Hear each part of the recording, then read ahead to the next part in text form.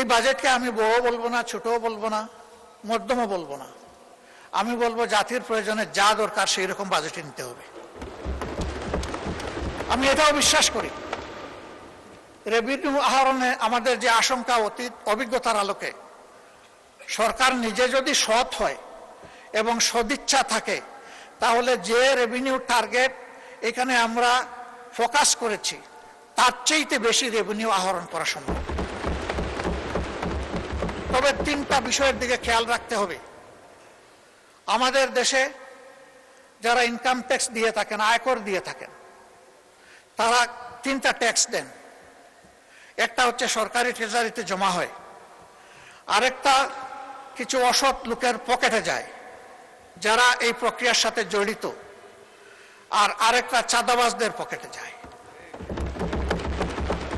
এরকম যারা আয় করেন তাদেরকে যদি নিশ্চয়তা দেওয়া হয় ট্যাক্স শুধু একটাই হবে, দ্বিতীয়টা আর তৃতীয়টা থাকবে না, তাহলে আমি বিশ্বাস করি স্বপ্রণোদিত হয়ে এই সমস্ত ব্যবসায়ীরা আরো বেশি ট্যাক্স দিতে তারা আগ্রহী হবে।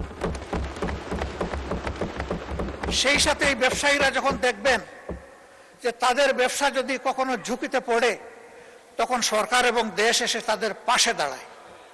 এই আস্থা যদি তাদের মধ্যে তৈরি হয় যে ট্যাক্স শুধু ওয়ান ওয়ে টানেল নয়, এটা টু ওয়ে টানেল, আমি দিব আর বিপদে পড়লেও আমি পাবো, সেই রকম আস্থার পরিবেশ যদি সৃষ্টি করা যায়, সকল দেশের ব্যবসায়ীরা, উন্নত দেশের ব্যবসায়ীরা যেভাবে এই ট্যাক্স দিয়ে থাকেন, আমাদের ব্যবসায়ীরা সেটা দিবেন বলে আমি বিশ্বাস করি। তাদের যাদের সাথেই কথা হয়েছে তারা বলেছে যে আপনারা কাট মোশন করে ওই দুইটা ছাঁটাই করে দেন, 2 নম্বর আর 3 নম্বর, দেখবেন আমরা ট্যাক্স দেই কিনা।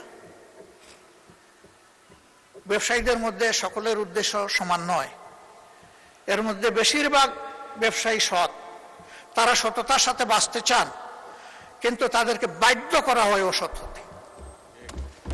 আর কিছু আছে মজ্জাগতভাবে অসৎ, ওরা সব সময় সব জায়গায় লুণ্ঠন এবং ডাকাতির মানসিকতা নিয়েই তারা থাকে। এদের সংখ্যা বেশি নয়, তাদের নামের তালিকাও দীর্ঘ নয়, কিন্তু এই 5-7 জনের হাতেই গত 15টা বছর দেশ লুণ্ঠিত হয়েছে। আমরা বিস্মিত, এদেরকে আমরা সবাই চিনি, কিন্তু তাদের সাথে আমরা কেউ কেউ আবার গলাগলিও করি। আজকে বাজেট ঘাটতি খুব বেশি নয়, আমরা সবাই বলছি আমাদের 28 লক্ষ কোটি টাকা 15.5 বছরে বিদেশে লন্ডার করা হয়েছে, পাচার করা হয়েছে। সেই পাচার করা অর্থ কিভাবে ফিরিয়ে আনা হবে এই বাজেটে তার কোনো গাইডলাইন নাই, কোনো প্রস্তাবনা নাই। ওই পাচারকৃত অর্থের 9 ভাগের 1 ভাগ 26-27 অর্থ বছরে যদি আমরা ফিরিয়ে আনতে পারি, যদি সেই উদ্যোগ নেওয়া হয়, তাহলে আমাদের কোনো বাজেট ঘাটতি থাকবে না। এ টাকা আমাদের, এ টাকা জনগণের। এই টাকা ডাকাতি, চুরি করে, লুণ্ঠন করে নিয়ে যাওয়া হয়েছে। জনগণের সম্পদ জনগণকে ফিরিয়ে দিতে হবে, আর সম্পদের সাথে কালপ্রিটদেরকে ফিরিয়ে আনতে হবে। শুধু সম্পদ আসলো, কালপ্রিটরা থেকে গেল, তাহলে কিন্তু সঠিক শিক্ষা হবে না। ওদেরকেও ফিরিয়ে এনে শাস্তির মুখোমুখি করতে হবে, তাহলে বাকি আর কেউ কালো হাত জনগণের সম্পদের দিকে বাড়ানোর আর সাহস করবে না। আর এই বিষয়টা যদি উপেক্ষা করা হয়, তাহলে আগামীতে এর চাইতে বড় ডাকাত তৈরি হবে,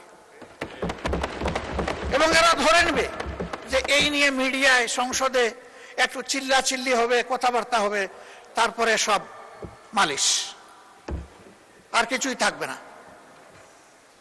এখানে আমরা দৃশ্যমান কার্যকর পদক্ষেপ দেখতে চাই।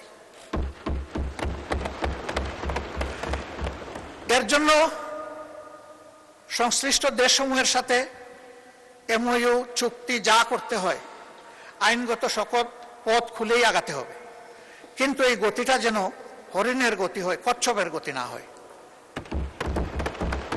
কারণ এই সম্পদ যত তাড়াতাড়ি ফিরে আসবে, রাষ্ট্র তত বেশি উপকৃত হবে।